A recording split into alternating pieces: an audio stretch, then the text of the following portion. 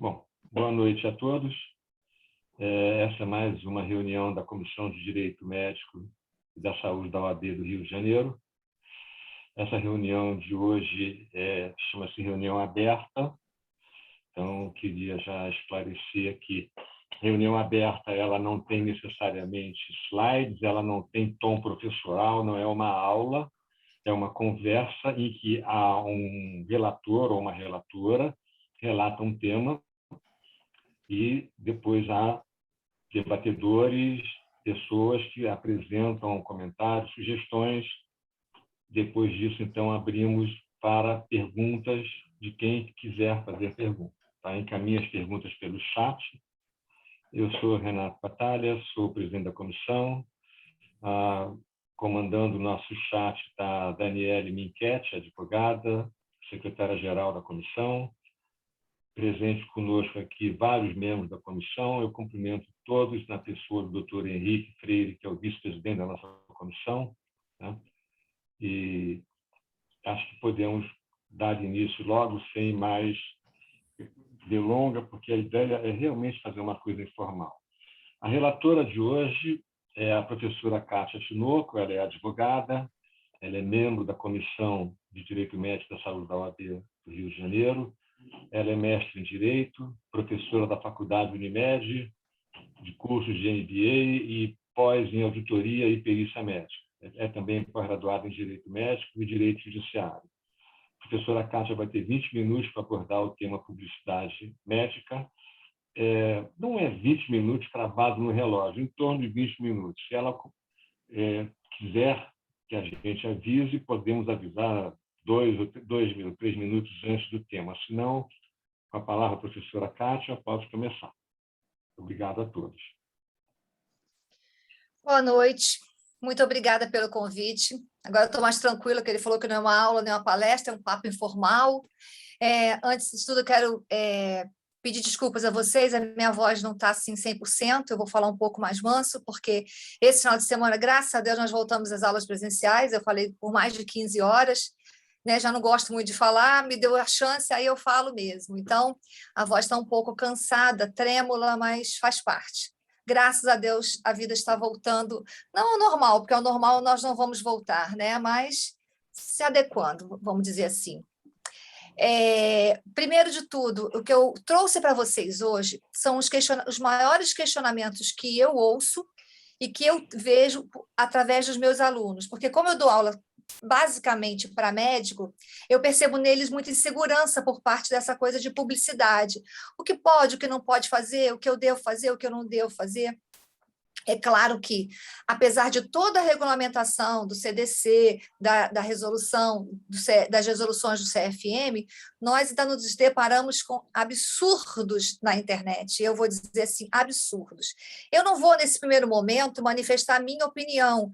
Eu quero tratar especificamente daquilo que é legal ou daquilo que não é legal, daquilo que pode, daquilo que não pode ser feito, né?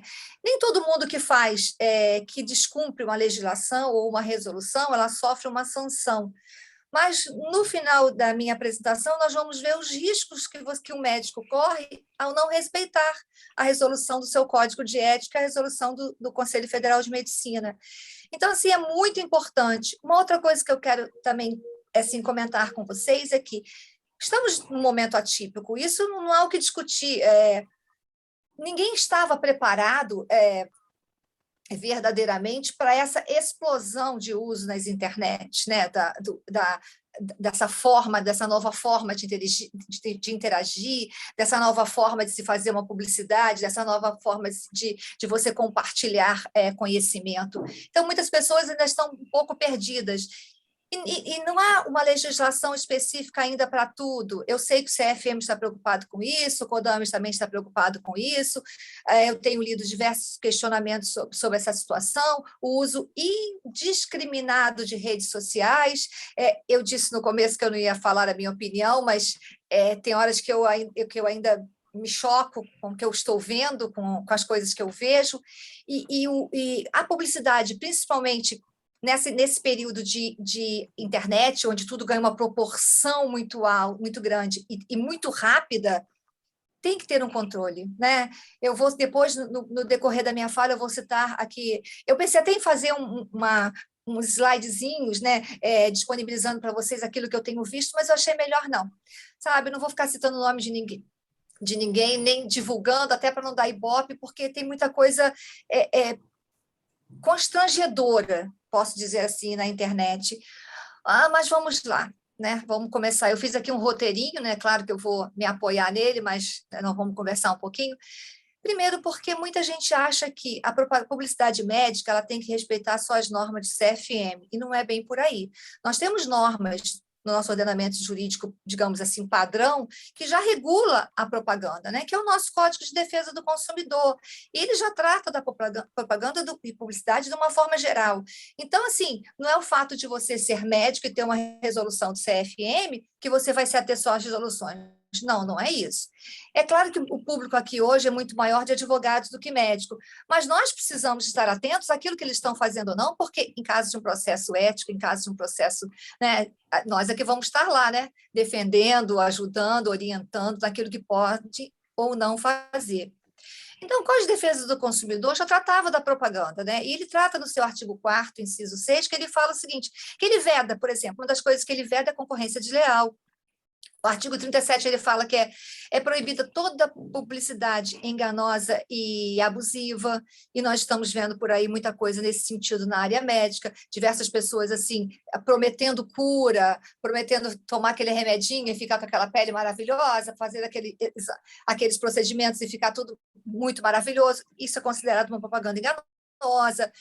Tem também o artigo 36, que ele trata de como essa propaganda deve ser feita, né? Por exemplo, o consumidor ele tem que ter facilidade de entender o que está se apresentando, né? O que está sendo apresentado para ele. Então, assim, basicamente, no nosso ordenamento geral, que é o Código de Defesa do Consumidor, são essas regras básicas de publicidade. Agora nós vamos falar um pouquinho, mais especificamente, da resolução, né? A 1974 de 2011. Nossa, de 2011 ainda? Nós já tivemos algumas outras resoluções, mas não tão completas, né? Como essa da 1974 de 2011, que, aliás, né, vou fazer aqui meu merchan e puxar saco um pouquinho, aqui, ó, meu livro de cabeceira, não tem jeito, né? Eu uso todos os dias para poder fazer. A outra também. Agora, deixa eu só completar. Eduardo, esse livro foi parar em Ribeirão Preto, tá? E eu divulguei para a minha turma lá, viu? Depois eu quero uma comissão nas vendas, mas vamos voltar aqui. Eu falei até com o Coutre já. Porque realmente nós precisamos de instrumentos para trabalhar, é óbvio, né? E eu uso realmente esse livro, mas vamos lá. O que fala a Resolução 974 de 2011? Ela é muito específica, ela é muito detalhista naquilo que a gente pode, que os médicos podem fazer ou não. E aí tem assim, vamos lá, o que pode e o que não pode. Eu prefiro ir direto ao ponto do que pode e o que não pode, né? Pode fazer referência a casos clínicos? Não pode. Não pode fazer referência a casos clínicos e postar antes e depois. O dentista pode, porque o código de ética dele permite. Os médicos não podem, né?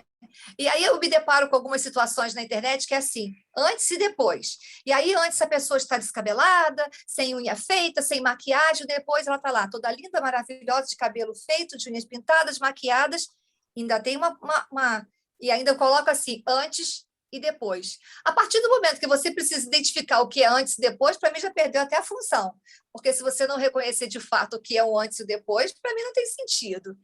Isso é uma coisa que o CFM proíbe, até porque não temos como conferir a veracidade, a autenticidade daquela imagem.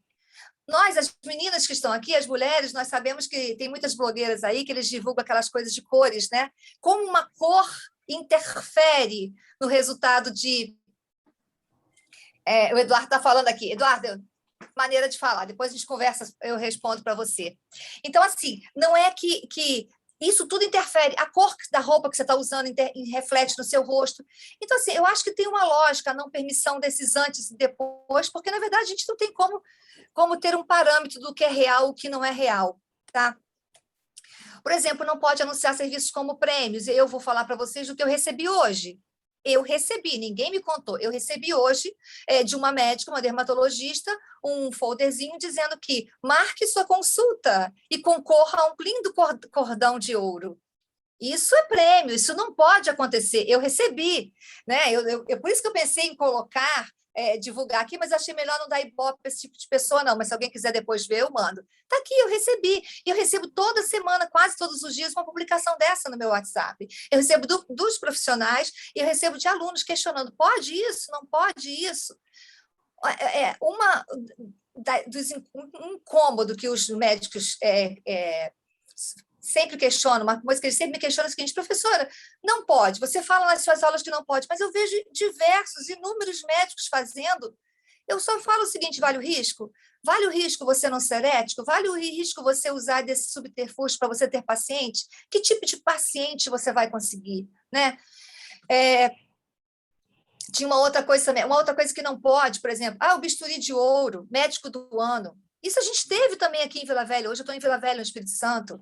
Bisturi de ouro, médico do ano. Quem garante? Quem é que deu esse título? Rainha do DIU. Quem deu esse título? Quem conferiu? Quem fez quem buscou? Aonde surgiu isso? E aqui o bisturi de ouro aqui em Vila Velha era muito engraçado, porque era o seguinte: o cara aparecia no consultório do médico e falava assim: olha, doutor, o senhor foi escolhido para receber o bisturi de ouro. O médico se encantava. Quem é que não gosta de uma publicidade, de um reconhecimento? Mas você vai ter que comprar 10 convites dentro do valor tal. Quer dizer, o cara estava pagando, né? E eu estou falando daquilo que eu vi, daquilo que já aconteceu. Eu já trabalhei em consultório médico, eu posso falar. Não quer dizer que o médico não possa ter um site, um blog, uma página na internet. Claro que ele pode ter tudo isso.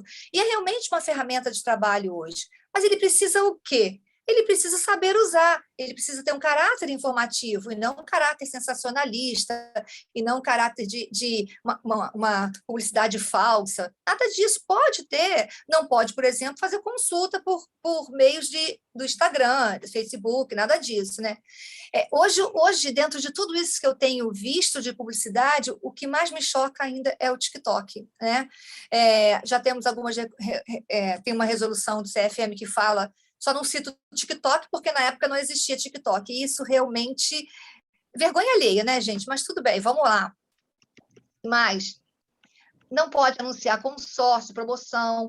Médico pode anunciar o valor da consulta? Pode. O valor da consulta ele pode. O que ele não pode fazer é anunciar parcelamento, como forma de promoção. Por exemplo, aquele negócio de Botox Day.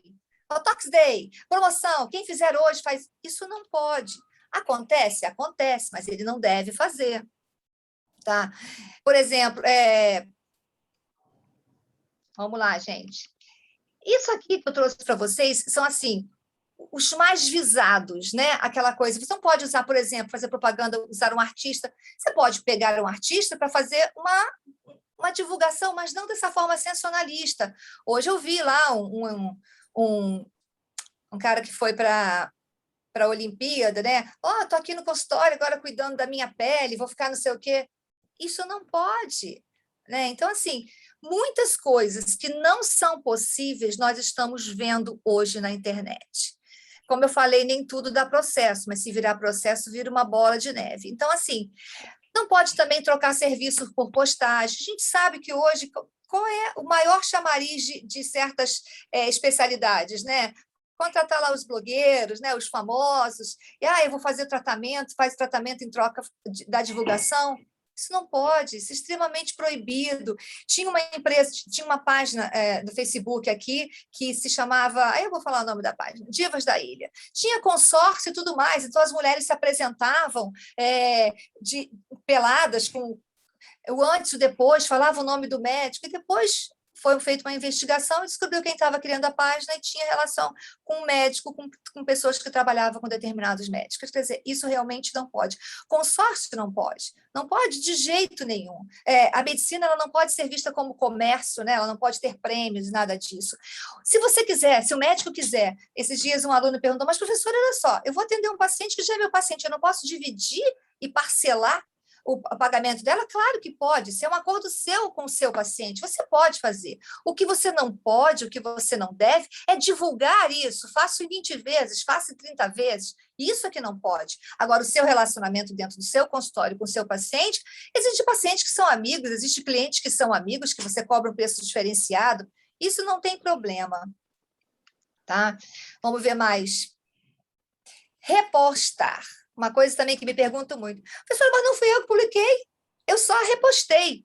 A partir do momento que você reposta uma publicidade, que você reposta alguma coisa na sua página, a postagem é sua. Você assume os riscos. Então, não há o que se fala, não há o que falar mas eu só repostei. Você está assumindo. As fake news estão aí. Quem posta tem a mesma responsabilidade de quem criou. Então, repostar também é uma coisa perigosa que você precisa ter um cuidado maior. Mas uma outra coisa que precisa ter bem claro, todas as vezes que o médico for fazer uma postagem ou ter uma página na internet, ele precisa ter lá o nome do seu nome, seu CRM, RQE, dizer as especialidades, né, os registros, tudo mais. Mas tem uma coisa que me chama muita atenção, que assim, é a responsabilidade dos médicos perante a falta, né, de seguir as normas do CFM. Isso é pouco divulgado, mas eu sempre chamo a atenção dos alunos em relação a isso, que é a questão de seguir tudo que está no Código de Ética Médica. Na verdade, a maioria dos médicos, me desculpa, Ana, né, mas eles não costumam ler, né? Eu sempre falo, olha, vocês precisam ler o Código de Ética Médica, seguir a regulamentação da legislação vigente, evitar todo tipo de problema, porque é muito mais fácil você prevenir, muito melhor e mais barato do que você realmente agir para a defesa de uma pessoa. Nós temos uma legislação que ainda está vigente, que é a Lei 3.268 de 1957. E essa lei, ela traduz as penalidades, as sanções, né, disciplinares que os médicos podem sofrer, que é a advertência confidencial, a censura confidencial, a censura pública, suspensão do exercício profissional, cassação do exercício profissional. Só voltando um pouquinho, recentemente teve um caso bem famoso aí na internet de um médico que é ex-BBB lá, que andou publicando promoção. A página dele era um símbolo de uma mama falando de promoção de prótese, né? Era um pacote completo, você pagava ali naquele pedaço, naquele preço, estava incluído 6.950, gente, eu gravei. Porque essas coisas me chamam a atenção. Eu estou sempre fuçando na internet essas coisas, porque servem de matéria para aula também, é óbvio, né? Então, assim, nesse preço estava incluído o hospital, o anestesista, o médico auxiliar, a instrumentadora e a prótese. Né? Ele, aproveite a promoção que é só até março. Por ele ser uma pessoa conhecida, por ele ter um número maior de seguidores, é claro que ele sofreu uma sanção disciplinar porque o CFM agiu, né? Ele ficou 6 meses sem trabalho, já voltou. Não sei se está fazendo propaganda de novo, não preciso ir na página dele de novo para conferir, porque eu preciso de substância para dar as aulas, né? Mas isso não pode, né? Só voltando aqui para finalizar e para falar sobre as sanções, esse artigo 22, na letra E, ele fala cassação do exercício profissional do Conselho Federal. É claro que não vai ser na primeira publicidade que ele vai ser cassado, é claro que não vai ser na primeira advertência que ele vai ser cassado, não é isso. Mas se você agir reiteradas vezes, de forma errada, contra aquilo que é determinada lei, você pode vir a ser cassado. O advogado, se ele for cassado, ele vai esperar um tempo, vai pedir a sua reabilitação, e vai voltar a trabalhar, vai fazer aquilo que o Código de Ética da OAB determina, né? E o médico? E o médico, se ele for cassado? O que diz o artigo 124 do Código de Processo Ético? Decorrido 8 anos do cumprimento, ele pode pedir a reabilitação. Só que ele não existe reabilitação em caso de cassação. Tá? Se o médico for cassado, ele não vai ser médico mais aqui no Brasil, em hipótese alguma. O advogado ainda tem essa possibilidade, o médico não.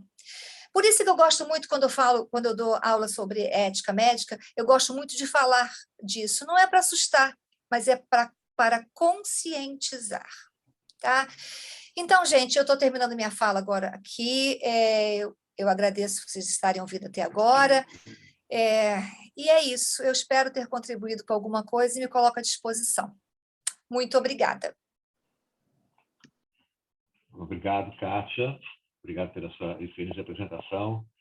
A nossa palestrante seguinte é a doutora Ana Regina Blaines.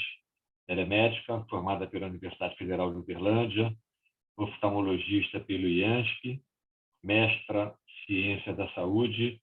Ela foi presidente do Núcleo de Segurança do Paciente, diretora clínica e administrativa do Hospital Servidor Estadual de São Paulo. É pós-graduada em Gestão e Negócios de Saúde e Gestão de Plano de Saúde, conselheira de administração certificada pelo IBGC, professora para graduações em governança corporativa e cooperativismo, Faculdade Unimed, SPM e FDC, Fundação Dom Cabral. A doutora Ana, conforme combinado, terá um tempo aproximado de 10 minutos, podendo passar um pouco, como já foi falado, não temos uma situação de rigidez aqui. Muito obrigado. Com a palavra, a doutora Ana Regina Blaines. Boa noite, amigos. Obrigada pelo convite. Já conheço alguns daqui, né, Kátia? Obrigada, Renato. Quer dizer, a gente se conheceu hoje, mas já nos conhecemos há muitos anos, porque ele também é da turma lá do IANSP, conhece o pessoal de lá. São 33 anos de IANSP. É muito serviço público, né? Então, eu queria também lembrar da Associação Brasileira de Mulheres Médicas, que atualmente estou... Oi? Diga. Linda demais. Alô? Deixa ali, nós vamos lá, eu vou lá no CPA. Você Tem um áudio aberto. Tem um áudio aberto aí. Isso. Está entrando em imagem da Sofia. Pronto. Fechou? Pronto. Vamos lá. Então, eu queria lembrar da Associação Brasileira de Mulheres Médicas, viu? Eu estou como presidente da Seção São Paulo, e é uma instituição bacaninha, tá? Também depois, uma hora, a gente conversa sobre isso. Kátia, adorei o que você falou. Olha, eu hoje à tarde fiquei pensando sobre o tema, porque não é um tema que eu trabalhe exatamente com ele, né? E a gente, graças a Deus, convive com poucos processos médicos à minha volta, né? Não convivo muito com essa turma aí que é mais exagerada nos marketings. Então, eu fiquei pensando sobre o histórico do marketing. Pensei, por que isto é um problema atualmente, né? E lembrei de como começou, como era antigamente para encontrar um médico, como o médico se promovia. E não existia isso, ele simplesmente trabalhava, ele tinha uma placa na porta de casa, quem se lembra, no interior, né? E aí a pessoa via a placa, entrava, ou era indicado por algum vizinho, alguém que passou com ele, e ele ia trabalhando, e o seu marketing ia sendo feito com o passar dos anos, né? Ele não punha no jornal. Depois, um pouco mais para frente, apareceu um pouco disso, mas aí o marketing se inverteu e eu acho que isto fez muito mal. É a análise dos planos de saúde, gente. A questão do livrinho de médico. Ele ficou refém desses livrinhos. Veja hoje em dia, né, nos últimos... Existia também, ainda mais nos antigamente, a lista telefônica era uma referência. Mas passou um período em que não tinha essas redes sociais tão desenvolvidas. E como se encontrava um médico numa cidade maior como São Paulo, como outras cidades, podia ter sido um pouco menor que São Paulo, mas não uma cidade interior? Ele desapareceu. Muitos colegas tiveram esse problema de não conseguir se promover, porque não tinha onde, não existia para você ser conhecido. Aquela placa na porta, ninguém põe mais, porque dava assalto. Todo mundo passou para dentro dos prédios também. Então, veja o vácuo que se formou. Onde você localizava o médico? No livrinho do convênio. E aí acabou que os convênios tiveram esse poder sobre os médicos. É um poder extremamente sério, pode parecer que não, mas é o poder exatamente sobre o marketing. E aí, de uns anos para cá, com essa rede social, eu acho que os médicos estão assim meio que sonhando com isso, assim, tiveram chance dessa promoção e estão imaginando como chegar ao cliente com isso, né? Lógico que todo um universo em volta se transformou nesse meio tempo, né? E o que acontece é que hoje em dia ninguém é dono da informação mais. A informação abriu e é o cliente que é dono desta informação. E ela está aí para quem quiser se apossar dela, não é? E E o que aconteceu também nesse tempo? O número de médicos cresceu demais. Então, tem uma avalanche, não é um número pequeno, é um número assustador. A Kátia lida com isso, sabe disso. No interior, eles estão assustadíssimos. As cidades do interior, que tinha ali 50, 100 médicos nas Unimedes durante 30 anos, agora a rapidez com que eles estão enchendo de médico no interior, porque todas as cidades têm 2, 3 faculdades de medicina, está uma coisa maluca isso, né? Formando, enquanto se formava 20, agora forma 100, 150. E essa turma vem vindo ao mercado, competindo nesse mercado de plano de saúde fechado, o livrinho é o único acesso, e eles estão tendo que entrar neste meio social para se promover e para chegar ao cliente. E aí é que bate aquela famosa tentação. Esses dias eu vi a definição de tentação. Tentação é quando você tem um cachorro enorme, bravo atrás de você, correndo atrás de você, e você torce para ele te pegar. Quer dizer, é errado, não vai dar certo, mas a tentação do dinheiro rápido e da promoção rápida e dos TikToks também atingiu os médicos, sendo que eles não estão entendendo que um profissional médico vai ter aí 30, 40 anos de vida profissional, e é durante este período, eu estou falando dos médicos, poderia falar de outras profissões também, tá? Mas estamos focando aqui nesse fenômeno que vem acontecendo, esdrúxulo, maluco, desse marketing médico extremamente abusivo para todos os lados, né? E então é isso. Existe um risco enorme neste tempo todo que a Kátia até colocou. Como é que uma pessoa que coloca uma prática dessa, quanto tempo ela acha que vai durar este tipo de promoção? Porque essa promoção fará com que a próxima promoção vai ter que ser menor, a outra vai ter que ser menor ainda. Entra no universo de competição varejista que é complicadíssimo, a gente sabe disso. Você digita lá um tipo de mouse e tem mouse de R$800 até de R$5, porque tem a competição toda. Então, você está entrando neste universo do varejista, que é outra maneira de pensar. Não é a maneira de pensar de uma profissão que cuida da saúde de um ser humano. A saúde fica totalmente secundária. Aí veio junto, lógico, que a gente tem que enxergar as coisas, não... Eu falo que tudo é complexo e multifatorial. Nada sobre a face da Terra é unifatorial. E o ser humano gosta de pensar em unifatoriais e culpar aquela coisa. É isso aqui que aconteceu. Não é. Então, este universo que vem se modificando, e depois da pandemia, isso então ficou... Estamos nós aqui, falando com o mundo inteiro, não é? Falei agora há pouco, e de graça, era quase que inadmissível. Você não pensaria nisso há 3 anos atrás. Se eu falasse que eu estaria numa reunião com advogados do Brasil todo, discutindo um assunto da minha casa com clareza, todo mundo me escutando, me vendo, falar, não, isso não funciona. Nem em reunião online a gente queria há 2 anos atrás, gente. Então, veio junto também um aumento da imagem. Estamos nós aqui na imagem. E o público está enlouquecido com a possibilidade da imagem. As moças novas das classes média e baixa estão achando que pode-se passar uma vida ganhando dinheiro com coisas de imagem, que mostrar como faz maquiagem, sabe? Então, veio junto com esse fenômeno médico da transformação da medicina dentro do Brasil e no mundo. Isso não é um fenômeno nacional, ele é mundial. Junto com essa valorização hipertrofiada do estético. E o que mais se vê transgredir essas regras de marketing é a área estética, né, Kátia? Disparado na frente dos outros.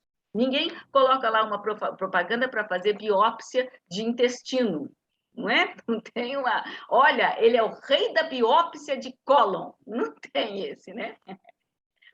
Então, agora, eu queria abrir um pouco mais esse universo e vejam como ficou complexo esse mercado de marketing. E aí vocês podem me dar respostas que eu fico me perguntando quando eu estou assistindo Discovery e vejo a propaganda de uma vitamina que conserta de queda, de trauma craniano, porque a história contada, eu caí de costas, bati a cabeça, fiquei cega, tomei a vitamina e estou enxergando novamente.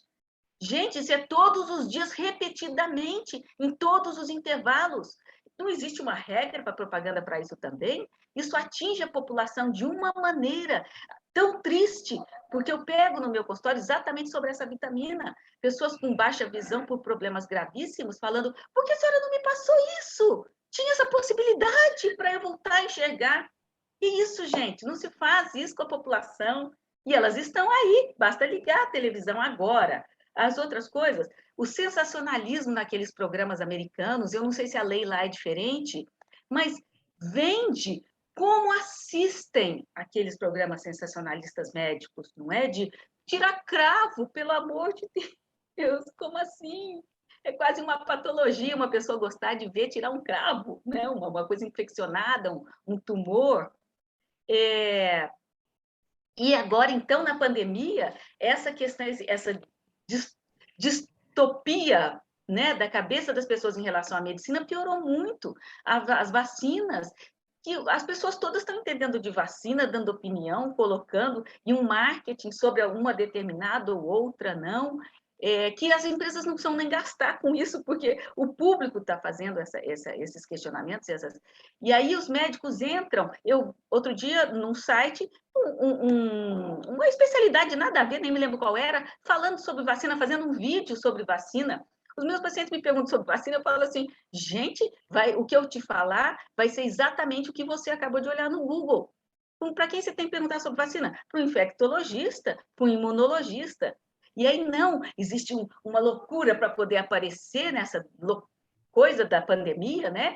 Então, qualquer coisa vale falar. Aí eu entendo desde a minha área até a área dos outros, e seja o que tiver na moda. O que está na moda é isso que eu vou falar. É para falar de cloroquina? Eu vou falar de cloroquina, né? Aquelas coisas que aconteceu durante a pandemia, não é isso? Então, eu gosto sempre, eu lido muito com os estudantes lá no Hospital do Servidor, né? Já há muitos anos, com os residentes, e fico sempre tentando mostrar a eles, né, Kátia, essa questão de que o marketing, gente, é lento, é um dia após o outro. O marketing vai de você colocar o seu nominho no jaleco. E se você fizer uma coisa boa, aquele paciente vai lembrar, o passei com o doutor Rui, né? E não ir de tênis, eles vão de tênis. Tá vendo? Isso não é um marketing positivo. Depois a gente vai olhar e falar, aquele doutorzinho lá que está de tênis. Você não está se vendo a sua imagem que vai ficar para o paciente. Isso é um marketing de todo dia. É a maneira de você lidar com ele e lentamente ir construindo. E utilizando-se das redes sociais, sim, com certeza. Não dá para a gente viver apartado disso hoje em dia.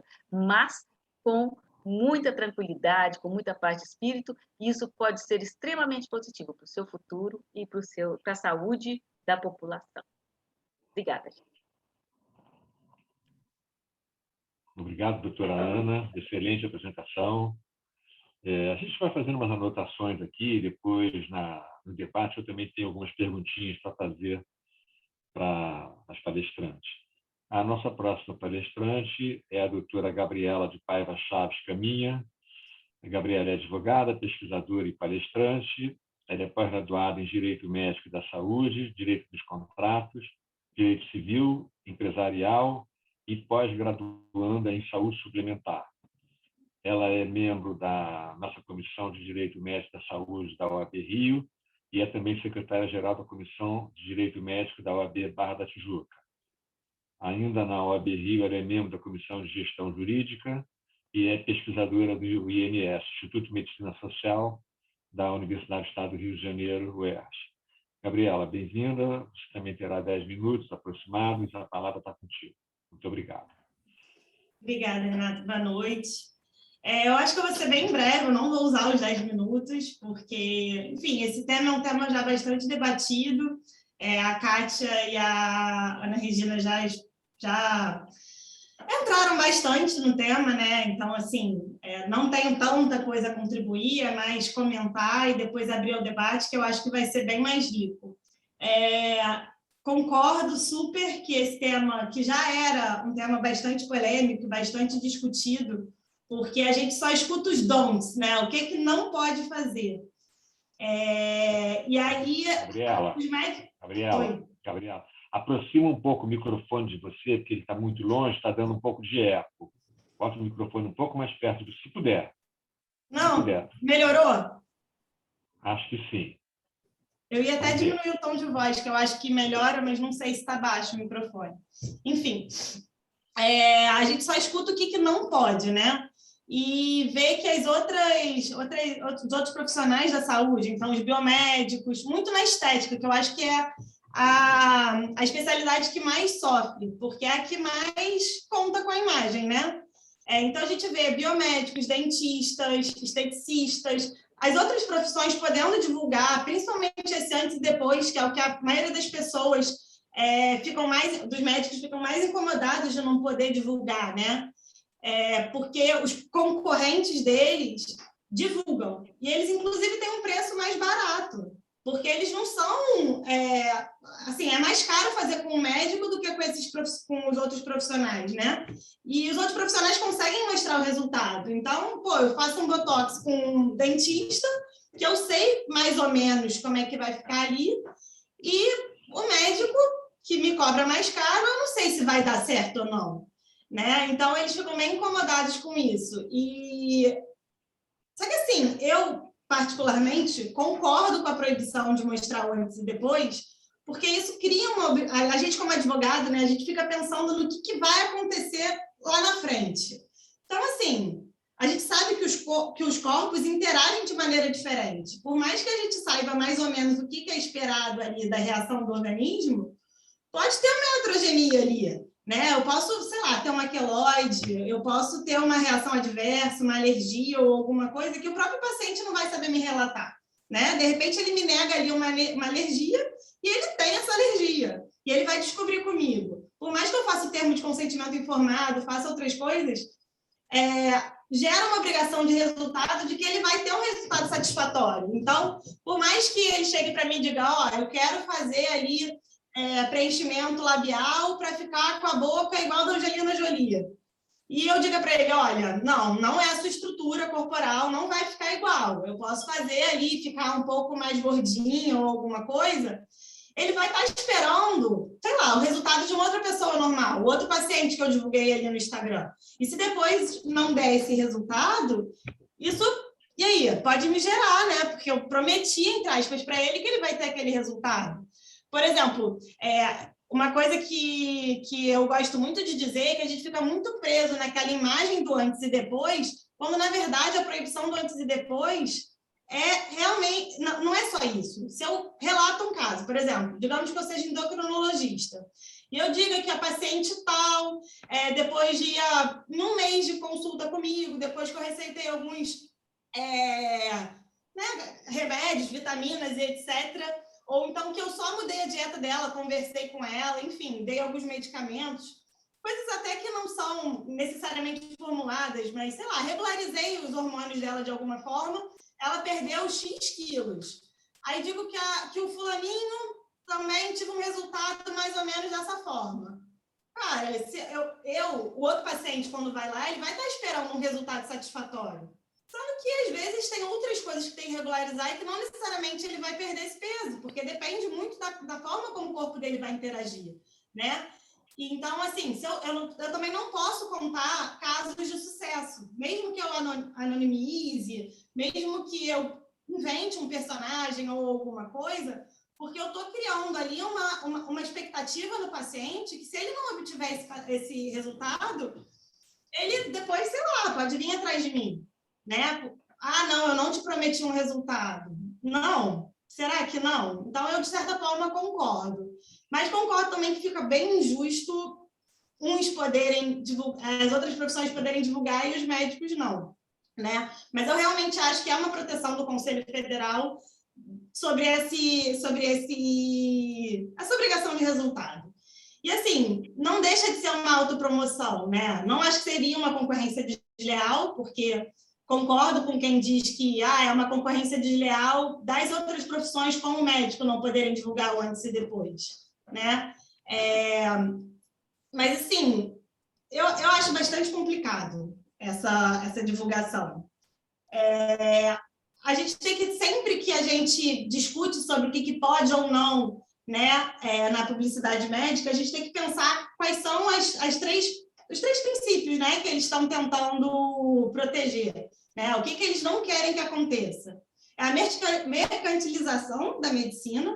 Então, esse exemplo que vocês falaram aí do bisturi de ouro, de não sei o quê. Primeiro que a gente sabe como é que funciona, né? A gente sabe que você paga para ter esse título, né? Às vezes por convite, às vezes é uma taxa, né? E isso acontece em todas as profissões. Eu, diversas vezes, já recebi oferta para divulgar como advogado do ano, aquele Chambers não sei o quê, diversas vezes. E quem elegeu? Foi o cliente? Né? Foi o paciente? Não. Esses prêmios normalmente são tudo fake. Mas o leigo acha que é verdade. Então, isso cria uma mercantilização. Essas imagens, né? Eu acredito que o BBB que a Kátia estava falando seja o mesmo que fez uma operação numa live, gente. Ele fez uma lipoaspiração numa live. Isso é muito bizarro. Isso não é sensacionalismo? Então, a mercantilização, a autopromoção e sensacionalismo. Acho que, nesse caso, as três coisas, né? Porque as pessoas diziam assim, eu tenho medo, eu sou medrosa. Eu cheguei a ver essa live, porque divulgaram em alguns grupos de WhatsApp que eu estava, quer dizer, vi mais ou menos. Eu entrei e saí, porque eu também não sou obrigada. Eu tenho medo. Aí ele, não, é tranquilo, você vai estar anestesiada. Sabe, umas coisas meio absurdas. Tinha um pano, não sei quem é o paciente. Não interessa, gente. Não é só pelo sigilo do paciente, que obviamente é uma coisa protegida, é importante, mas, cara, chega a ser feio, sabe? É isso que você estava falando, Ana Regina, que você diz para os seus pacientes, o marketing é muito mais do que o que você vai publicar na rede social, né? O marketing é a maneira como você se porta, e isso começa desde a faculdade. Né? Existe aquele aluno que você vê que está em todas as aulas, que se esforça, que estuda, que participa das discussões de caso e etc. Se depois você, né, precisar, tiver um paciente que não é na sua especialidade, mas é a especialidade daquele colega, você vai indicar ele ou aquele outro colega que não tem postura? Né? Então, assim, o marketing de boca a boca, o marketing de autoridade, no sentido de um médico falar, eu tenho fulano que estudou comigo e ele é muito bom, e etc. Ou até na rede social, existem outras formas, né? O informativo, o educativo, que você acaba criando um vínculo um pouco maior com o paciente, não necessariamente de responder a ele nas caixinhas ou em alguma coisa, mas você vai criando ali uma autoridade de saber falar sobre o assunto, que às vezes é muito mais importante do que o preço, né? E esse negócio de ficar divulgando antes e depois, ou de valor, você acaba atraindo o paciente de maneira errada. E muitas vezes esse paciente que você atrai, sem ser uma coisa um pouco mais sólida, né, de realmente ele vir a você pela sua competência, que é muito difícil realmente passar pela rede social, porque a gente publica na rede social o que a gente quer, né? Normalmente são problemas, assim. Então, se você bota um antes e depois e a pessoa vem esperando aquele resultado, além da obrigação de resultado, normalmente são pacientes um pouco mais problemáticos, ou então pelo preço, né? A gente sabe que pode falar o preço. Eu não recomendo que divulgue o preço. Eu acho que se vier falar com você por direct, não sei o quê, talvez você diga, eu não tenho como te dar o preço e avaliar, mas a minha faixa de preço é de X a Y, mas, de certa forma, também não acho que seria o recomendado. Não é proibido. Agora, publicar num post do Instagram, por exemplo, que o seu Botox custa, sei lá, 6 mil, não sei quanto, ou que procedimento com tudo incluso custa Y, eu acho bem complicado, porque você atrai errado, né, pelo preço. E aí sim é mercantilização, por isso que é proibido. Então, se a gente tentar focar e entender se cada uma daquelas atitudes são mercantilização, sensacionalismo ou autopromoção, eu acho que a gente consegue, e o bom senso, né? Acho que a gente consegue saber o que pode e o que não pode. Que vocês já disseram muito bem quais são as hipóteses, né, que são proibidas ou permitidas. Cadê o Renato? Vamos abrir para o debate, Renato? Podemos. Posso? Encerrou? Sim. Encerrou? Tá, obrigado. Renato, deixa eu só antes fazer uma colocação, que o Eduardo ele me chamou a atenção para uma coisa que eu falei, eu me equivoquei na hora de falar, a permissão de antes e depois do dentista não foi pelo código de ética deles, e sim por uma resolução. Na minha fala, eu acho que eu atropelei e falei equivocadamente, mas eu sabia, eu conheço até a resolução e estudo ela também, mas na hora saiu. Obrigada, Eduardo, por ter falado comigo. Antes de começar o debate, eu fico me perguntando qual é o cenário que estamos vendo hoje, né? Nós temos uma resolução, a 1974, como o Kátia lembrou, ela é de 2011, já fez 10 anos praticamente, né? Ela tem muita coisa ultrapassada. Por exemplo, se vocês olharem o artigo 3º, letra J dessa resolução, lá diz que é proibido ao médico oferecer consulta para o paciente ou para o seu familiar em substituição à consulta presencial. Aí vem a pergunta, como é que fica a telemedicina numa hora dessa? Está muito claro lá. É proibido oferecer consultoria a paciente como substituição da consulta médica presencial. Há um outro item nessa resolução que fala sobre proibição de anunciar pós-graduação, tá? Anúncio de pós-graduação como capacitação fora da área que você está registrado no Conselho.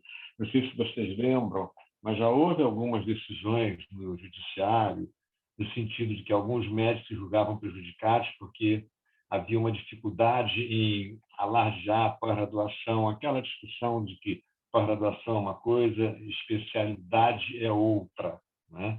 Então, para quem é da área do direito, talvez não esteja muito familiarizado com essa área médica, uma coisa é ser especialista, outra coisa é ser especializado. A medicina faz diferença, tá? Quando você é especialista, você tem um título de especialista naquela área, exemplo, especialista em pediatria, ou você tem uma residência médica reconhecida pela CNRM, ou você tem o título de especialista conferido pela Sociedade Brasileira de Pediatria. Quando você não tem uma residência oficial reconhecida e também não passou na prova da sociedade de especialidade, você não pode dizer que você é especialista, você diz que você é especializado, é área de atuação. Então, área de atuação é uma coisa. Quando você pegar uma receita de um médico e tiver escrito assim, João da Silva, pneumologia, a área de atuação dele é pneumologia. Se tiver escrito João da Silva, pneumologista, ele está dizendo que ele é especialista em pneumologia, é diferente. Se ele alardear uma especialização que ele não tem, está ferindo o código e vai tomar um processo. Nós sabemos disso. Muito bem. O que eu vejo hoje? Eu vejo que há uma resolução antiga, como foi falado aqui, inclusive pela doutora Ana Regina, o mundo mudou, a pressão do marketing é muito forte. Ainda por cima, nós vivemos num país tropical com uma fortíssima ditadura da beleza. Infelizmente, a sociedade cobra que mulheres têm que ser lindas, maravilhosas, modelos, manequins, piadas, etc. Então, há uma ditadura da beleza em cima disso, há uma pressão enorme em cima disso. Eu acho até cruel isso, né? Mas essa cobrança de estética ela é realmente muito forte. Tá? Esse é um aspecto. Com o avanço tecnológico, você começa a ver uma outra questão, que é o médico mais jovem precisando buscar um lugar ao sol, tentando aparecer. E aí ele recorre ao marketing, e aí ele pode entrar no exagero. Eu falo de brincadeira, uma brincadeira meio séria, que o paciente, que hoje, na verdade, é o cliente, né? Quer dizer, o médico agora é prestador de serviço, fazer o quê? Eu não me conformo muito com isso, mas é o que está posto na lei. Então, eu falo que, na verdade, o paciente hoje não é mais do médico, o paciente é do plano de saúde. O plano de saúde é o dono do paciente. Ele pega o paciente numa ponta e, na outra ponta, ele tem o credenciado médico. Ele coloca o paciente em contato com o médico. E eu fico pensando que, se o seu nome for Alberto, você tem chance de conseguir o paciente. Se o seu nome for Vanderlei com W, você está frito, meu amigo. O paciente vai abrir o livrinho, precisa aqui de um de um gastroenterologista, aí ele vê Alberto, opa, liga para o Alberto, não tem horário? Então tá, liga para o Bernardo, não tem horário, liga para o Carlos, para o Vanderlei ou para o Zélio, sem chance, ele não vai ligar. Então, é como a coisa está posta, infelizmente é isso.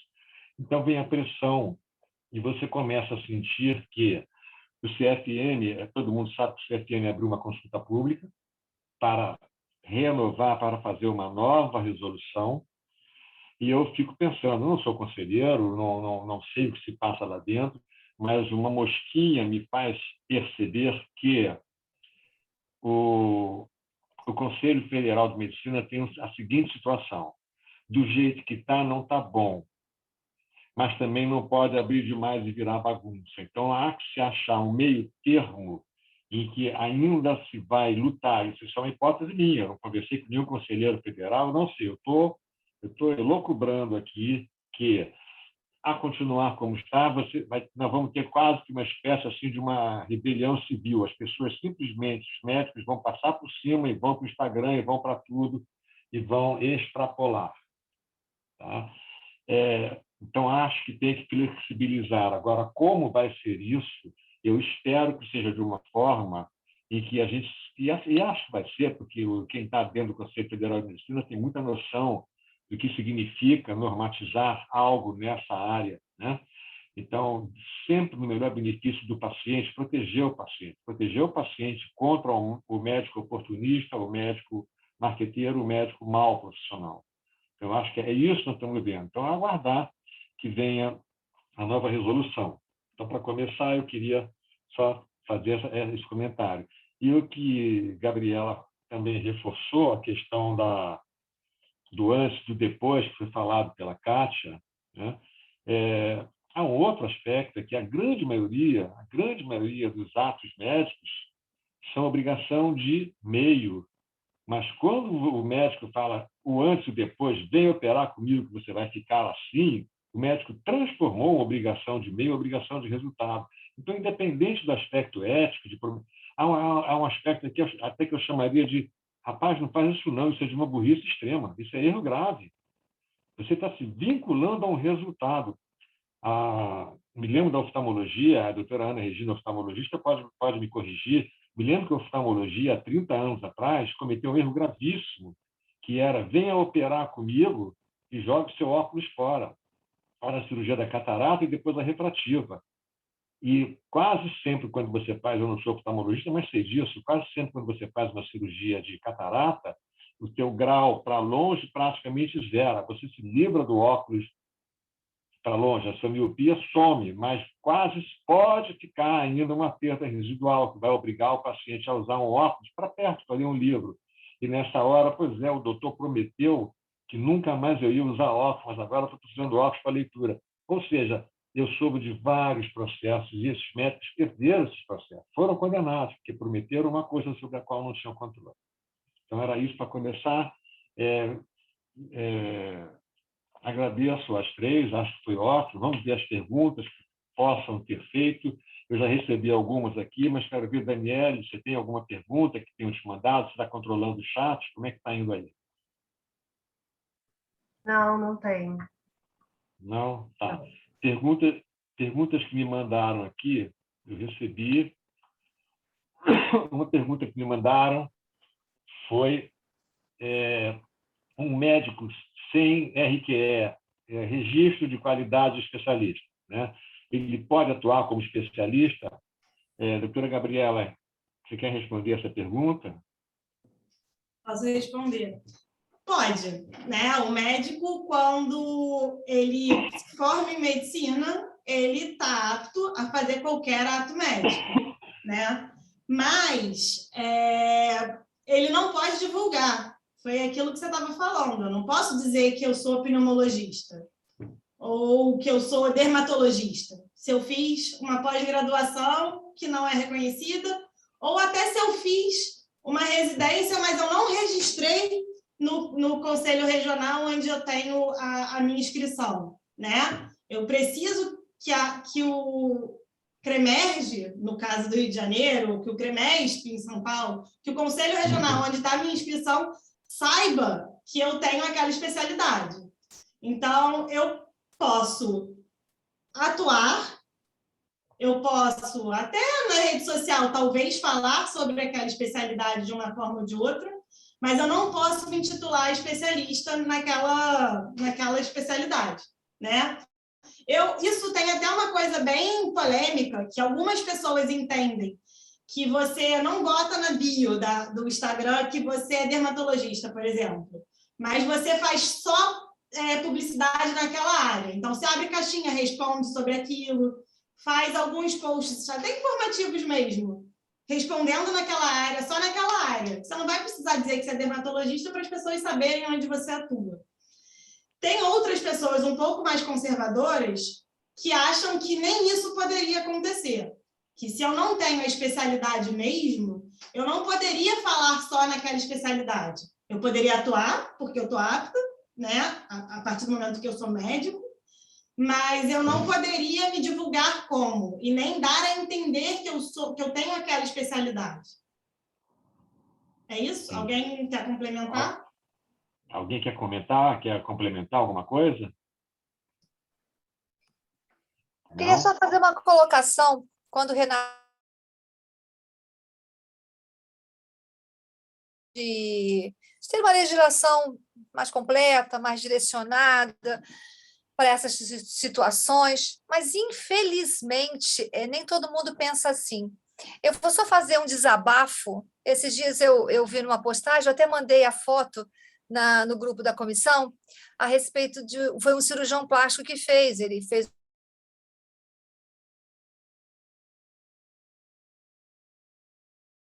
eu mandei na comissão agora para vocês perceberem, para vocês lerem, porque ele fala o seguinte, aí ele bota a foto de John Lennon com a Yoko de trás e depois coloca a foto dela trabalhada com um bumbum maravilhoso. Ele fala assim, quantas músicas melhores ele não teria feito, né? Cirurgia plástica também serve de inspiração para os maridos. É claro, olha, sim, é engraçadinho, mas num país onde nós vivemos hoje, onde tantas mulheres sofrem aquela coisa do padrão de beleza que já foi dito aqui, eu vejo assim, cada dia mais uma necessidade de uma resolução. Não é mimimi, não. Não é assim, já passou dos 50, é coroa. Não é isso, não. É questão de respeito.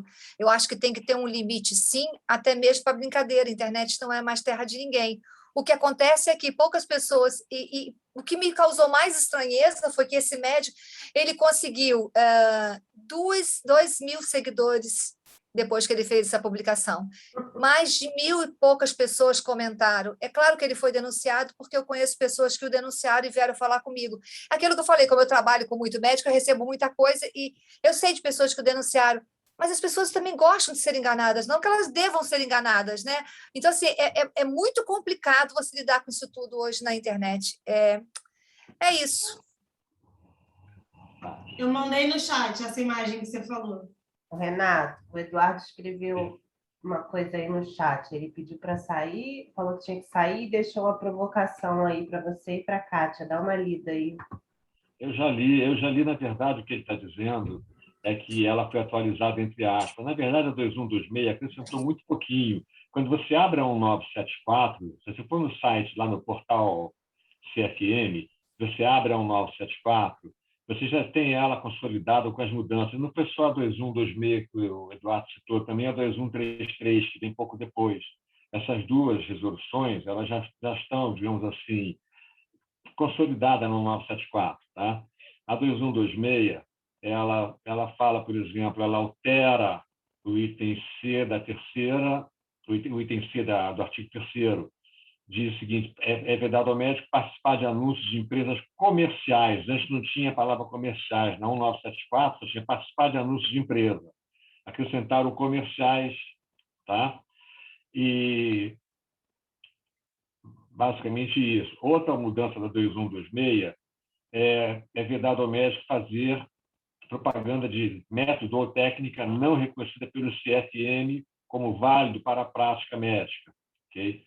Antigamente dizia-se, na 1974, é proibido fazer propaganda de método ou técnica não aceito pela comunidade científica. Então, basicamente é isso. Não tem uma outra mudança lá, mas basicamente é isso. Tá? Eu tinha outra pergunta que mandaram aqui. Deixa eu dar uma olhada.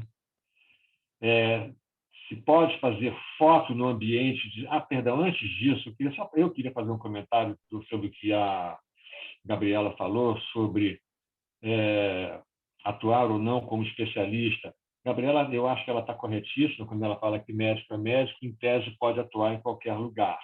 Mas se ele, a tal história, é assumir o risco, né? Se ele não tem especialização numa coisa e se mete a fazer aquilo, ele corre o risco de alguém questionar a perícia dele, né? Antigamente existia a ideia de que o médico é perito. O médico, automaticamente, por ser formado, ter um grau em medicina, ele está apto a prestar qualquer coisa.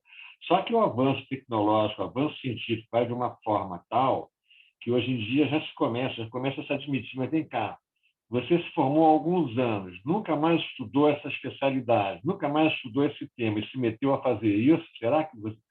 Então, eu acho que abre a possibilidade de se questionar a perícia desse médico.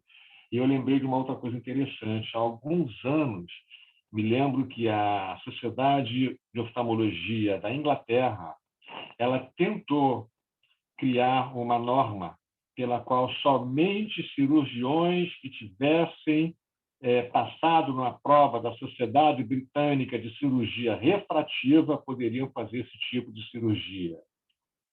Cirurgia refrativa é aquela cirurgia para corrigir, vamos dizer, miopia ou hipermetropia. Tá? Muito bem. O que aconteceu? Os próprios médicos se rebelaram, acharam que isso era uma reserva de mercado. Os cirurgiões refrativos estavam querendo que o mercado dessa cirurgia ficasse só para eles. Então, você tem também esse tipo de problema, né? A outra pergunta que fizeram aqui era essa, se o paciente, se o médico, se ele pode fazer foto no ambiente de trabalho sem aparecer o paciente. Mandaram essa pergunta, não sei quem quer responder essa pergunta. A pergunta é, posso fazer foto no ambiente de trabalho sem aparecer o paciente? Quem quer responder? Eu queria fazer uma colocação, então. Não, faça, por favor. Desculpa. Tem o CODAMI, né, que todo mundo sabe o que significa, qual a importância dele na publicidade médica, e ele postou Kátia, Oi? Os advogados não sabem o que é CODAMI. Desculpa. Desculpa. É a comissão que trata, né, deixa eu ver aqui, a Comissão de Divulgação de Assuntos Médicos. Tá? É a Comissão de Divulgação de Assuntos Médicos, que toda o CRM regional tem, e tem a nacional, que trata geralmente da publicidade médica, né? Ela tem uma página no Instagram, e eu sigo tudo, porque eu fico realmente assim, interessada em ler tudo, saber tudo, para acompanhar o que está acontecendo. E ela publicou sobre isso, né, sobre a impossibilidade de você estar publicando fotos no seu ambiente de trabalho. Só que a foto de fundo, uma foto de fundo, você pode, ela diz o seguinte, nessa publicação, você pode publicar foto do seu ambiente de trabalho, você não pode publicar foto durante o seu trabalho, quando você está executando o seu trabalho. Só que a foto de fundo que está na página da CODAMI são 2 médicos como se estivesse fazendo uma cirurgia. E aí isso cria uma confusão tão grande, depois eu posso disponibilizar aqui para vocês a foto também, porque assim, não estou criticando nem nada, mas eu gosto de pegar essas fotos que me é objeto de estudo, né? Então, a resolução você não pode publicar foto do seu ambiente de trabalho enquanto você estiver trabalhando, né? Fora disso, não vi problema. Se eu estiver errada, quero ouvir vocês também. Mas nesse exemplo, né, da foto de fundo, eu cheguei a ver também isso. Eu acho que eu fiz até um post no meu Instagram, já tem um tempo, sobre isso. Também usei foto de centro cirúrgico, porque eu acho que no centro cirúrgico ainda tem um problema maior ainda, né? Talvez você esteja dizendo que não pode fazer a foto enquanto ele está operando, mas, sei lá, uma selfie onde estão operando ali atrás e você não sabe quem é o paciente. No caso do centro cirúrgico, para mim, ainda tem uma coisa mais grave ainda, que é a esterilização do centro cirúrgico, né? Você vai entrar com o celular lá dentro, a gente sabe que muita gente entra, mas não divulga isso, né? Esse médico mesmo, o BBB aí, que você estava dizendo, ele faz várias atrocidades, ele é um excelente exemplo. Ele uma vez fez uma live dentro do centro cirúrgico, ou seja, já está errado, e ele almoçou dentro do centro cirúrgico, ele comeu um sanduíche. Então, assim, eu acho que ele faz para chocar, porque não é possível, né? Então, assim, pode tirar foto no ambiente de trabalho? Depende. Você não pode tirar uma foto com o seu paciente ali, pelos motivos que a gente já expôs, mas eu posso tirar uma foto sentada na minha mesa, onde eu faço os atendimentos, sem paciente nenhum. Eu posso, enfim, gravar um stories explicando alguma coisa informativa ali. Mas, assim, no centro cirúrgico, eu já acho que não pode. Durante uma cirurgia, muito menos. Então, assim, tudo é relativo. Deixa só eu complementar a fala da doutora Gabriela. Rapidamente, Dani. A resolução, nessas postagens do Podame, está assim, a resolução 2126, que o Eduardo citou, os profissionais não podem publicar fotos em situações de trabalho, como durante a realização de procedimentos médicos, nem fazer a divulgação. Só que a foto é exatamente essa. São 2 médicos em situação de trabalho, que eles estão numa sala de cirurgia operando o paciente. E aí acaba deixando dúvida para os próprios médicos. Vamos problematizar um pouquinho. Questão de judicial, né? Porque vocês estão falando muito de médico, só que aqui 90% é advogado. Eu acho que 99%, talvez. Além da doutora Ana, nem sei se mais alguém. Renato, Tem a Sofia de Cuiabá, que está aqui também nos prestigiando, que é médica. Doutora Sofia. Verdade. Eu vejo, assim, muito...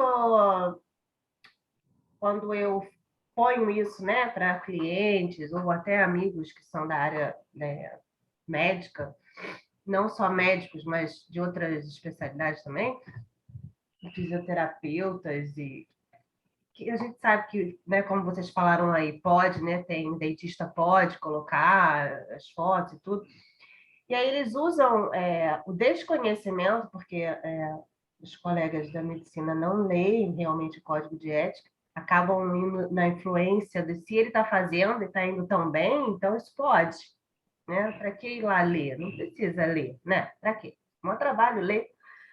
Já leio tanto, né, medicina, e aí falam sobre o consentimento informado, né? Já me pediram para fazer termos de consentimento para uso da imagem, né?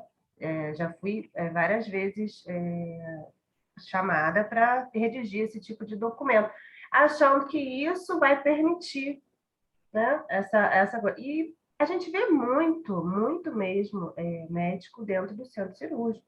Muito.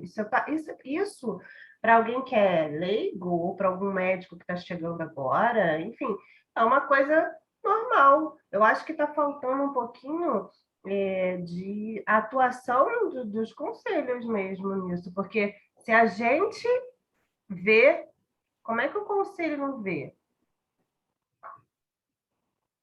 Dani, é fácil. Ele vê, né? Só É que fácil. essas coisas são sigilosas, os procedimentos, os processos, os PEPs, são sigilosos. Mas eles continuam Então, a gente não fazendo. Mas eles continuam fazendo. Os 30 mil, Eu acho- 30 mil. fazem, né? A gente acha que é certo, é a mesma coisa. Um exemplo que chegou para mim, depois eu vou deixar o Renato falar que não era a minha vez, eu interrompi. Mas uma vez chegou uma médica para mim falando, eu publiquei o negócio de que você não pode usar receituário de uma instituição de saúde para receitar por outra, principalmente se for um SUS da vida, né? Atendo no SUS. Meu pai ficou doente. Posso usar a receita do SUS para fazer uma receita para o meu pai? Não, não pode. Nossa, como não pode? O preceptor sempre fez isso. O preceptor, na cabeça do residente, é um exemplo, né? Do que é certo, do que pode fazer. A doutora Vânia falou que também é médica. Por isso que é importante ler. A doutora Vânia é médica do Belém do Pará. Legal. Fala, Renato. Não, eu ia dizer que o conselho age por denúncia ou de ofício. Se não denunciar, ele não pode fazer. Ele vai agir de ofício quando ele tomar conhecimento, mas é tanta coisa, é tanto processo, que para o conselho abrir um processo contra um médico por excesso de propaganda, por ter ferido a resolução, é preciso que isso chegue ao conselho. Então, você vê isso, nem sempre o conselho vê.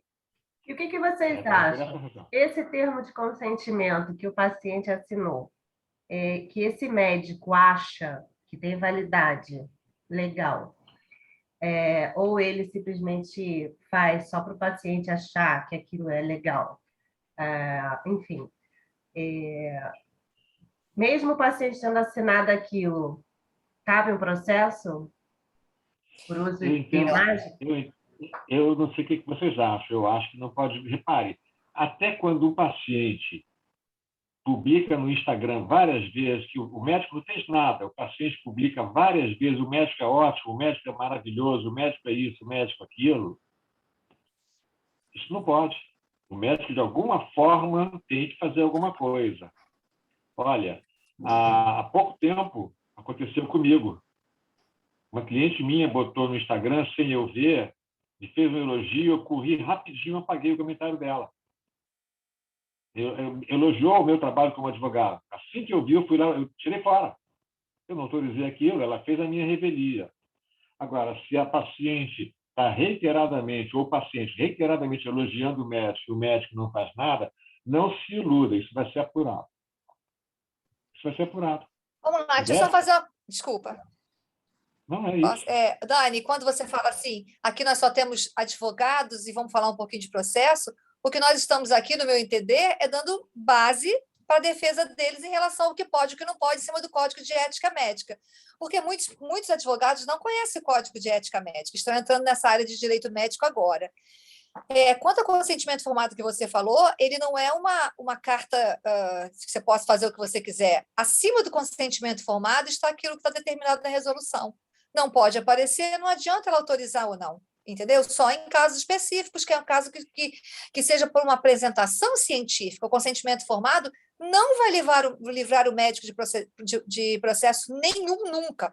O único processo que o médico fica livre do consentimento formado é da obrigação dele de informar. Do contrário, não é carta para poder ele fazer o que ele bem entender, apresentar, nada disso. Ele não pode fugir àquilo que está na resolução.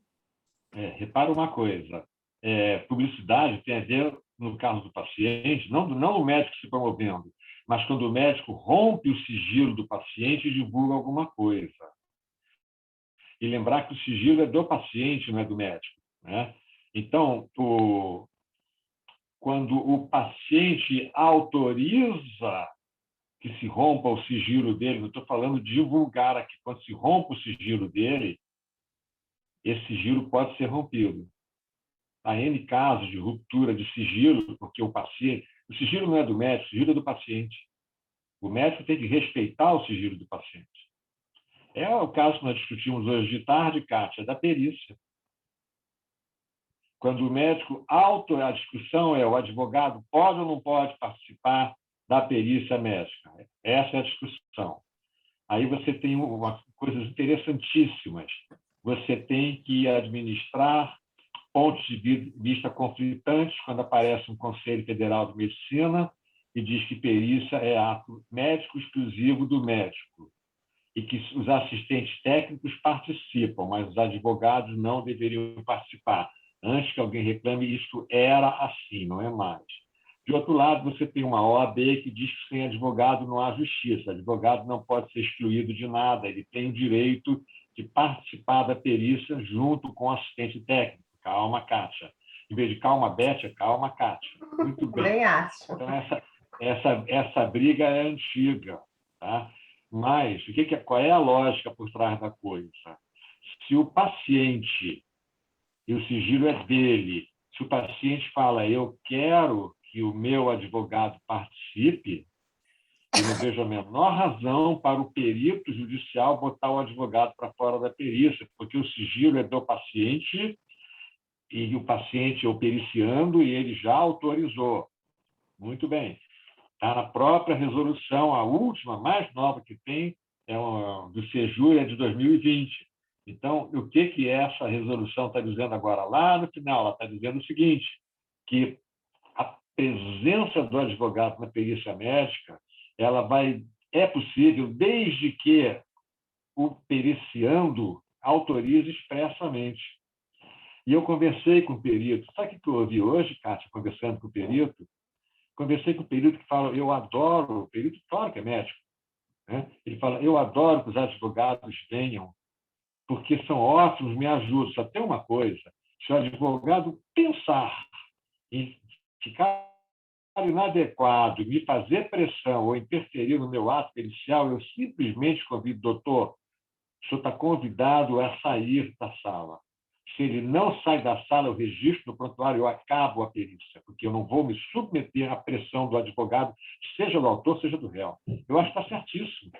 Tá? Então, o possível conflito técnico entre o direito do advogado de estar presente ou o direito do médico de falar em ato médico foi resolvido nesse parecer. Quem quiser ler, é o parecer Sejur, é um despacho da COJUR, a Consultoria Jurídica, é o 539 de 2020. Vale a pena ler, porque acho que resolveu. Já sei que você vai querer reclamar, já sei, quero um pouco. Vale a pena ler isso, é muito interessante essa discussão. Tá? Lembrar uma outra coisa, o sigilo do paciente, e é claro, como diz o perito, Renato, eu vou conversar com o paciente, eu vou fazer a perícia. Os assistentes técnicos médicos estão lá, os advogados também estão. É uma conversa com o paciente, uma entrevista. É claro que, na hora do exame físico, eu vou convidar os advogados a saírem da sala, porque eu não vou fazer uma perícia ginecológica, por exemplo, com 2 advogados lá dentro.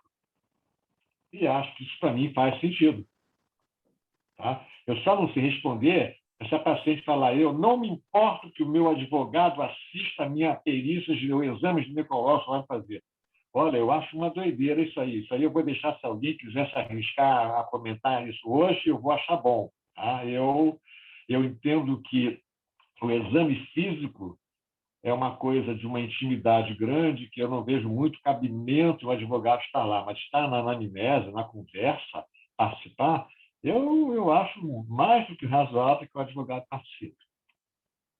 Posso ter o direito à réplica? Claro. Então, vamos lá. Verdade. Kátia, eu não sou dono da verdade, é uma opinião Nem eu, mas eu vou dizer daquilo. Eu dou aula para uma pós-graduação em perícia médica. E eu sempre falo o seguinte: o seu direito começa quando termina o meu. Perícia é um ato médico, tá? O médico ele não é obrigado a nada, a menos em caso de urgência e emergência. Se o médico não se sente à vontade pela presença do perito, ele não aceita. Se a paciente quer que o perito participe, que o advogado, se o médico não se sente à vontade com a presença do advogado, ele não é obrigado a fazer. Se a paciente autorizar e o médico consentir, ótimo, mas ele tem que anotar no seu consentimento formado que a paciente autorizou. Agora, eu acho que obrigado ele não deve ser. Aí, esses dias, eu estava lendo um artigo, Renato, que fala sobre as prerrogativas do advogado do artigo 7º do Código de Ética Médica. Aí o cara diz, não tem essa prerrogativa. Ali não fala ele participar de ato médico. Então, em cima disso, ele não pode. São divergentes as opiniões. Eu não entendo como essa resolução dizendo que o médico seja obrigado a participar, até porque é um ato médico. A perícia é um ato médico. Agora, a paciente tem direito a levar acompanhante, que leva o seu... Então, assim, eu continuo dizendo, o médico ele não é obrigado a aceitar o advogado em perícia médica. Eu sei que só tem advogado, que eu posso ser massacrada, mas eu acho que tudo vai de um consenso. Né? E a Daniela falou, prerrogativa do advogado, sim. Daniela, desculpa, mas eu discordo. Né? Eu vou discordar eternamente até que me coisa. Eu acho que não, que, sabe, tem limite para tudo. E é ato médico. Essa discussão é ótima. Deixa eu só fazer uma perguntinha. Essa discussão é ótima. Olha só. O perito, ele é indicado pelo juiz. Né? O perito está na condição ali de agente da justiça. Correto? Acho que todo mundo concorda com isso. Ele é indicado pelo juiz. Já imaginaram se o juiz virasse e falasse assim, não tem assistente técnico, só tem o meu perito da minha confiança. Ele vai fazer a perícia sozinho, apenas ele e o periciando. Assistentes, não estou nem falando de advogado, não. Assistentes técnicos, doutores, leiam o laudo pericial depois, e quem quiser contesta, quem quiser pede esclarecimento inicial. Imagina isso. Se um juiz fizesse isso, acho que iam chamá-lo de ditador. Ou ia dizer que isso aí não tem amparo legal. Se você parar para imaginar como é que funciona a coisa, o perito é um auxiliar da justiça e ele vai fazer o trabalho dele sem nenhuma interferência externa. Até onde eu sei, o judiciário não chegou nisso, então estão perfeitamente permitidos assistentes técnicos, entendidos que eles são obrigatoriamente médicos, porque é um ato médico. Pausa. Conselho Federal de Psicologia, segundo eu apurei hoje, chegou ao meu ouvido isso, o Conselho Federal de Psicologia diz que na perícia psicológica, o perito do juízo atua sozinho. Assistentes técnicos fazem meramente quesitos e questionam depois. Quando um psicólogo está na posição de perito judicial, exemplo, homem e mulher vão se divorciar, e esse perito psicólogo vai fazer uma avaliação psicológica do futuro ex-marido, futura ex-mulher e até se tiver filho. Não há assistente técnico psicólogo participando, são excluídos. O CFP fez isso, na medicina não está. Tá? Se houver algum psicólogo, depois me esclarece se a informação que chegou para mim está correta ou não.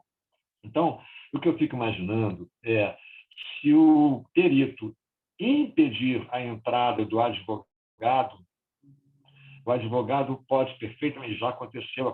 Essa história começou em Belém do Pará, quando a OAB do Pará mandou um ofício para o Conselho de Medicina do Pará, dizendo que o advogado foi retirado, foi impedido de entrar na perícia e que isso estava cerceando o direito do advogado de fazer o seu mistério. E isso suscitou, então, foi levado ao federal e saiu o tal despacho COJUR, o 539, quem quiser nota, despacho COJUR 539/2020.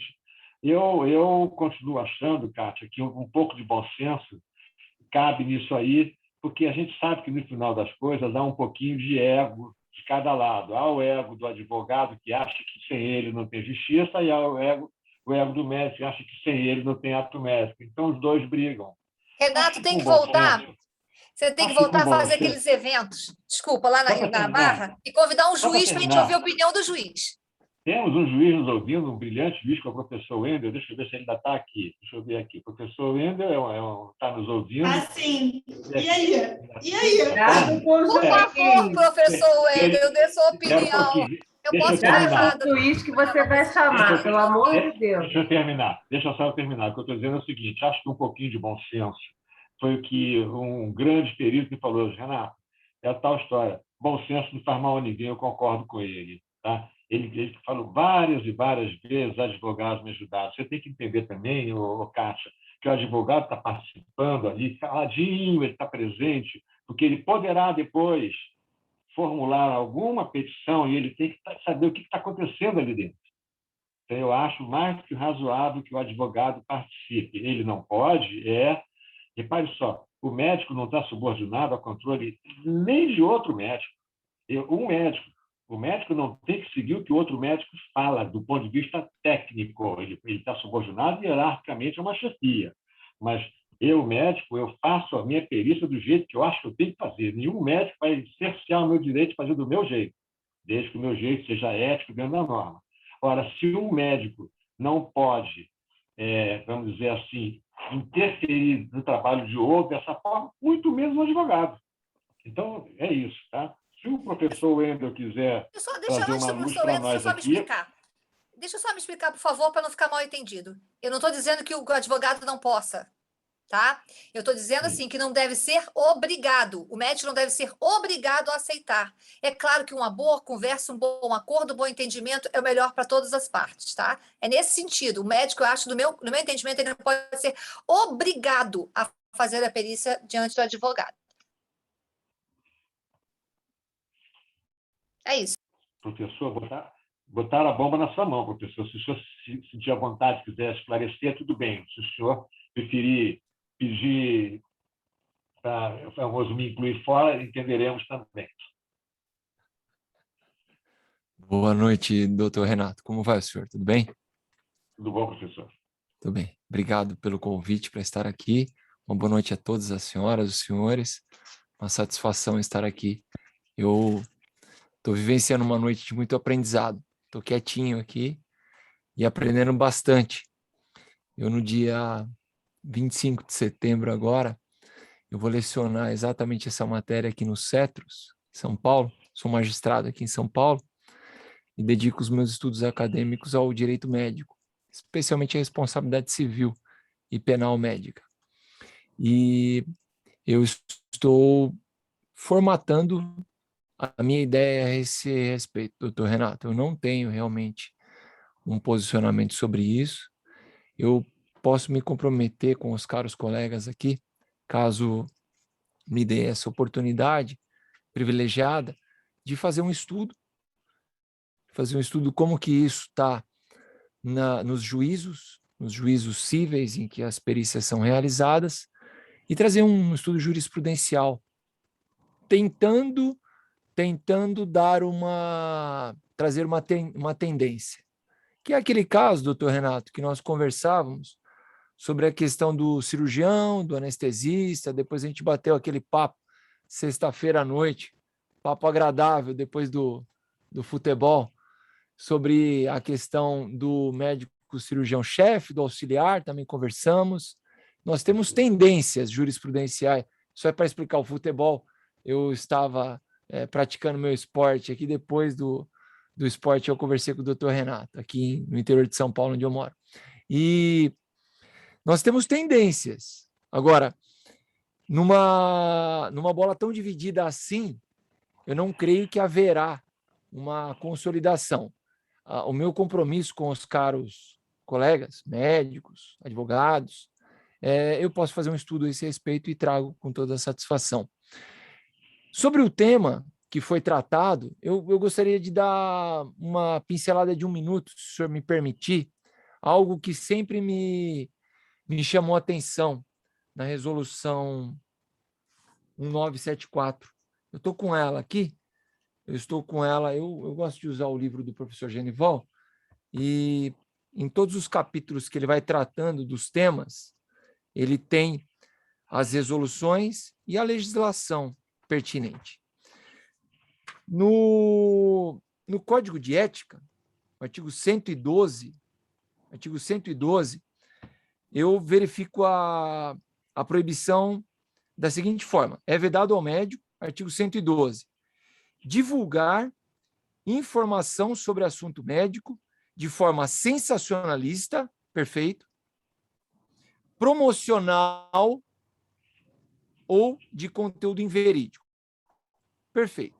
O promocional, eu quero dar uma examinada aqui junto com os senhores, juntamente com o parágrafo 2º do artigo 13 da 1974. Então, eu li o 112 da resolução do Código de Ética, e agora eu vou ler o parágrafo 2º do artigo 13 da resolução 974, que vai dizer, é mais atualizado já com as redes sociais, e vai dizer: é vedada a publicação nas mídias sociais de autorretrato, selfie, imagens e áudios que caracterizem sensacionalismo, mais uma vez, e aqui perfeito, vírgula, autopromoção, que aqui a gente tem lá uma similaridade lá com o conteúdo promocional do Código de Ética, ou concorrência desleal.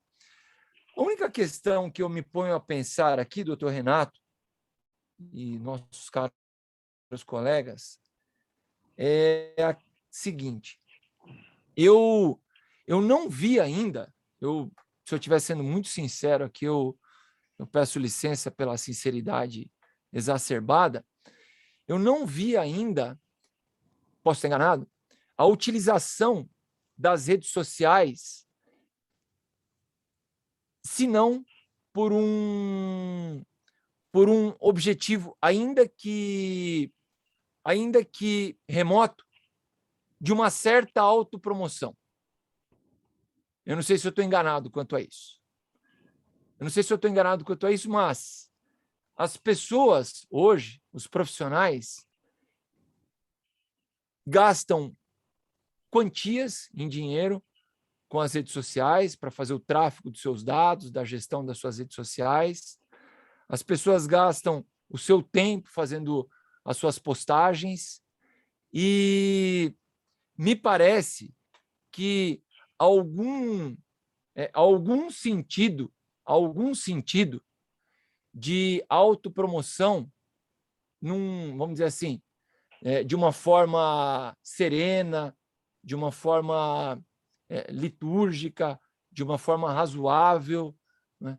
Isso sempre haverá esse certo sentido de uma mínima autopromoção.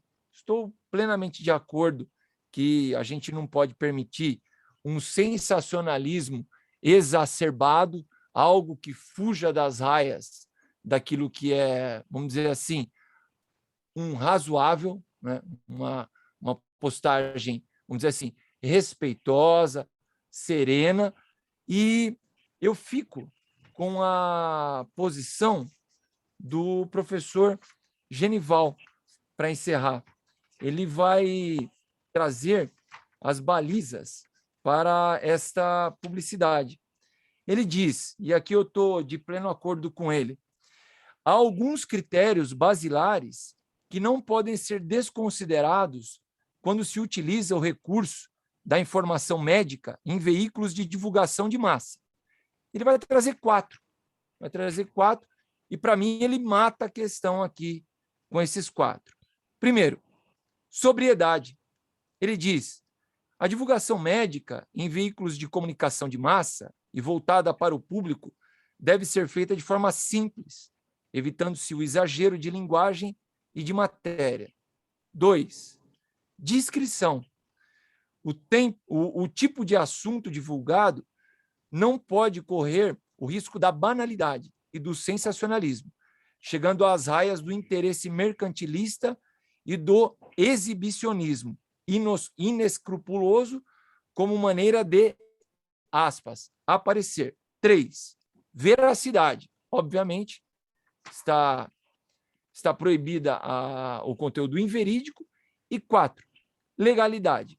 Também deve atender aos ditames da lei. Bom, eu creio que, atendidos aqui esses critérios da sobriedade, da discrição, da veracidade e da legalidade, realmente a promoção pelas mídias sociais está absolutamente permitida e os excessos, estes sim, devem ser proibidos e punidos.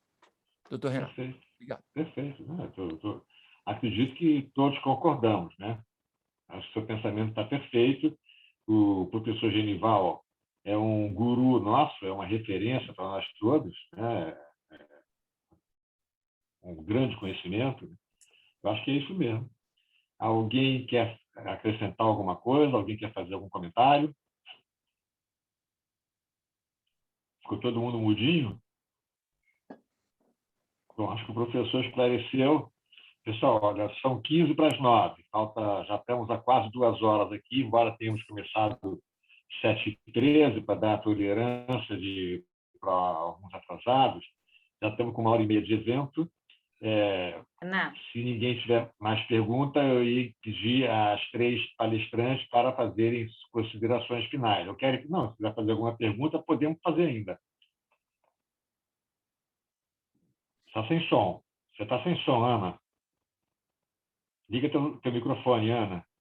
Não era uma pergunta, realmente seria as considerações finais, seria alguma coisa relativa, uma observação, né, sobre essa questão. Tá. Muito boa a análise de vocês, é bom a gente conhecer esse lado, e eu acho assim, está tudo tão diferente, gente. Nós vamos ter que rever isso tudo, de dentro para fora, de fora para dentro. Sabe por quê? Porque essa questão tecnológica vem arrastando as coisas com muita rapidez. E, às vezes, as regras podem ficar falando ao léu. É outro universo que nós estamos lidando, entendeu? Vai agora no seu Instagram e roda o dedo lá. Você vai achar coisas psiquiatricamente, completamente... E o cara está podre de rico. Ao contrário, e não estou dizendo nem medicina, estou dizendo em tudo. E outras coisas aparecendo lindas, maravilhosas, diferentes, a capacidade de comunicação do mundo, de produção de coisa científica, de coisas novas. E sabe, esses órgãos, conselho, eu nunca fui de um conselho. Eu sempre tive medo de mim dentro de um conselho. Eu dou aula de governança corporativa, vê se eu sou uma médica normal. Não sou. Cooperativismo e governança corporativa. Estudo isso há anos.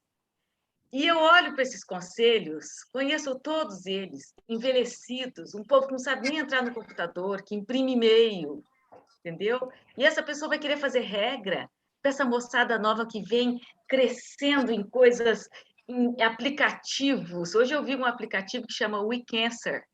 Gente, aquilo salva a vida. É um negócio que você tem no seu celular.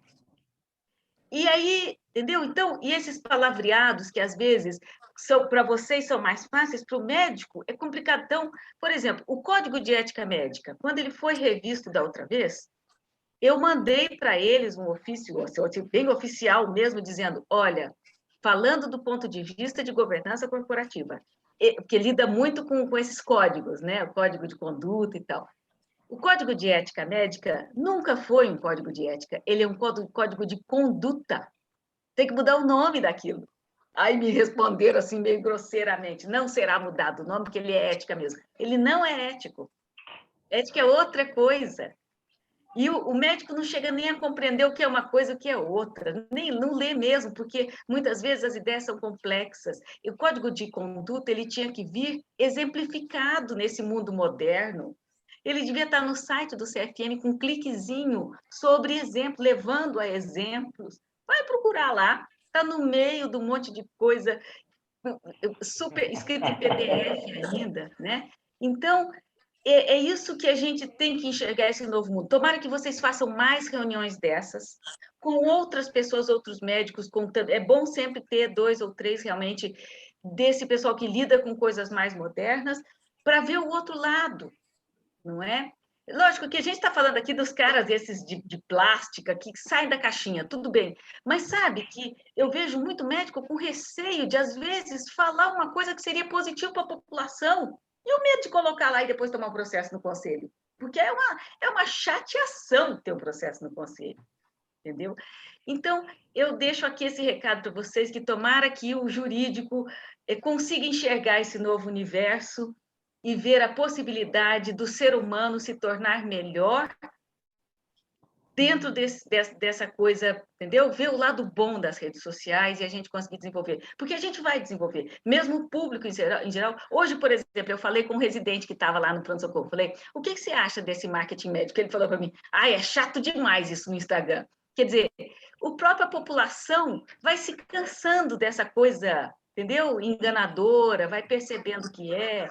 E a gente vai evoluindo, né? Sei lá o que vai acontecer nesse novo universo 2022. Muito bom, doutora Obrigada, Ana. eu adorei participar. Renata, a Ana Lúcia levantou a mão para falar. Ó.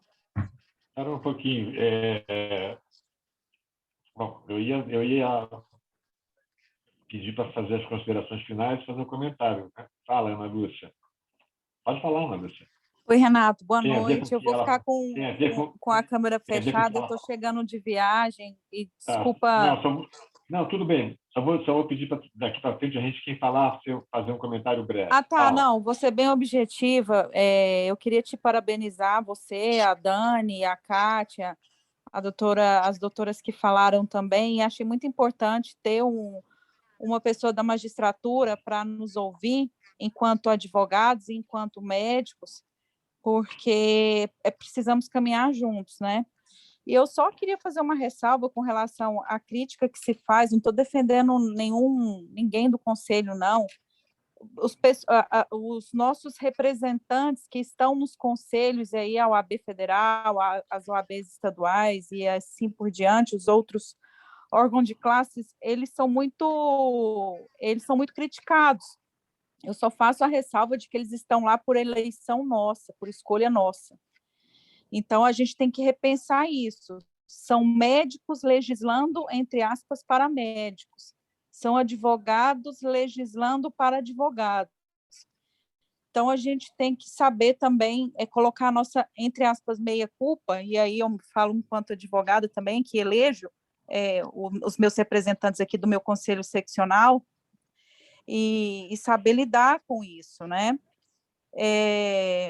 E parabenizá-los, né, pelo evento. Muito, muito obrigada, Renato. Ana, você falou exatamente o que eu ia dizer. Tá? Os conselheiros da OAB estão lá porque os advogados elegeram. Os conselheiros do Conselho de Medicina estão lá porque os médicos elegeram. Ok? Muito bem. Esse é um aspecto fundamental. Mas, com relação à normatização no Conselho Federal de Medicina, é muito comum abrir consulta pública. Então, os médicos ou quem quer contribuir poderia aparecer lá. Não estou fazendo defesa do Conselho aqui, não é isso. Mas eu acho que por mais modernidade, e eu sou totalmente a favor de modernidade, a minha preocupação é o arrastão da modernidade que a Ana Regina falou. Ele é inevitável, é um arrastão. Só acho que nós temos que nos entrincheirar no sentido de, no meio desse arrastão, não perder um controle da ética, não perder um controle do que a gente entende que é o certo. Então, a pressão, não se engane, a pressão virá fortíssima. Está exatamente aí a questão da medicina. A pressão é fortíssima. Tá? Mas não vamos discutir medicina agora, não. E telemedicina, meu cartão ainda não liberou. Telemedicina, alguém está com o microfone aberto aí falando de cartão. A telemedicina ainda merece uma reunião sozinha para ela de algumas horas. Tá? Então, eu acho que o Conselho tem pessoas experientes, tem jovens nos conselhos, não são só velhos, não é mesclado. Acho que eles têm uma responsabilidade grande e acho que nós também temos uma responsabilidade grande, que deveríamos participar mais e levar sugestões. É apenas isso que eu estava pensando. Gabriela, quer fazer suas considerações finais? Queria agradecer a oportunidade para debater esse tema, que é sempre muito animado, né? Eu acho que é um dos temas que as pessoas mais gostam de discutir no direito médico. E agora, então, né, que foi o que a doutora Regina falou, que com a pandemia isso tomou uma velocidade que até para quem já estava nas redes sociais e já usava isso, acelerou demais, né? Hoje, o profissional de qualquer coisa, seja médico, advogado ou o que for, que não esteja divulgando, né, seu trabalho, alguma coisa, em alguma das redes sociais, e aí, enfim, depende do público. A gente vê muito mais no Instagram, porque é onde a maioria das pessoas estão, né, por lazer. É como se não existisse, né? Aquela história de quem é visto, de quem não é visto não é lembrado e tal. Mas, assim, é bem exaustivo esse negócio de publicar e de ser criativo e de todas as ando numa fase assim, bem exausta de publicação. Eu acho que a última vez que eu publiquei foi, sei lá, em janeiro. Tenho que voltar e digo, não, vou voltar e não consigo. Porque realmente você dá conta do seu trabalho e ainda ter que criar coisas, né, dentro do que pode, do que não pode, é bem complicado. E é isso. Foi muito bom o debate, como sempre é. A gente costuma fazer essas reuniões abertas com uma certa frequência. Então, quem não é da comissão, sinta-se convidado. Acompanhem a gente, né, nas divulgações, que é sempre muito bom o debate com, né, múltiplo, assim, que não sejam só com os membros, que a gente já conversa bastante sempre. Obrigado, Gabriela. Kátia, suas considerações finais, por favor. Muito obrigada pelo convite. O debate realmente ele é muito importante, e eu lembrei daquela época lá de 2013, que fazíamos reuniões na OAB da Barra, né? Porque nesse formato eram juiz, advogado, médico, para que a gente pudesse ouvir a opinião de todos, né? Uma opinião só de advogados não é que seja desmerecedora, não é isso, mas a gente precisa enxergar o outro lado. O outro lado, com filhos adolescentes, mas muita noção de direito e de ética, até porque não foi ensinado. A ética deles de internet, da era digital, é outra totalmente diferente da nossa. E eu fico realmente muito preocupada com tudo isso, mas eu tenho certeza que novas regras surgirão e a coisa vai chegar num ponto de equilíbrio brevemente. Obrigado. Daniele, você quer fazer alguma consideração final? Daniele? Não. Não? Tá. Bom, estamos caminhando para o final. Eu achei que foi muito bom. A gente sempre aprende muito, né? Aquilo que eu digo, quando eu falo alguma coisa, eu não aprendo nada, que eu já sei que eu vou falar, eu aprendo quando eu escuto. Então, é muito bom ouvir opiniões diferentes, pessoas que pensam diferente. Queria deixar uma boa noite para todos, agradecer profissionais da área da saúde, na pessoa da doutora Ana Lúcia Ferreira, que nos assiste lá de Belo Horizonte, agradecer os profissionais de direito, na pessoa do professor Wendel, que contribuiu de uma maneira muito interessante para o nosso debate, convidar vocês todos para a próxima reunião aberta, que acredito que será em setembro, Daniele, já temos que fechar, se não me engano, era alguma coisa sobre ética médica, mas isso ainda vai ser definido, mas haverá uma reunião e se puder acompanhar, há como acompanhar o Instagram da comissão, Daniele? Não, não tem Instagram, comissão, não. A gente tem o YouTube que vai botar essas vídeos lá, vão ficar disponíveis no YouTube da comissão. Acompanhar o seu Instagram, a gente publica nos nossos Instagrams mesmo, dos membros da comissão. Ok. Bom, agradeço a todos, então. Tenham todos uma boa noite e até a próxima, então. Muito obrigado. Alguém está pedindo aqui, vai informar o YouTube, como é isso, Daniel? Comissão de Direito Médico e da Saúde da OAB-RJ. Eu só quero reforçar o pedido ao professor Wendel, dele disponibilizar, se ele for fazer o estudo sobre peritos, a participação do advogado nas perícias. Manda para o Renato. Eu tenho muito interesse em saber, em conhecer, em ler, tá bom? Muito obrigada. Obrigado pelo interesse da senhora. Uma satisfação, uma honra para mim. Obrigado. Muito obrigado. Boa noite a todos. Foi um prazer enorme. Boa noite. Até a próxima. Obrigado, doutora Ana. Até a próxima. Boa noite.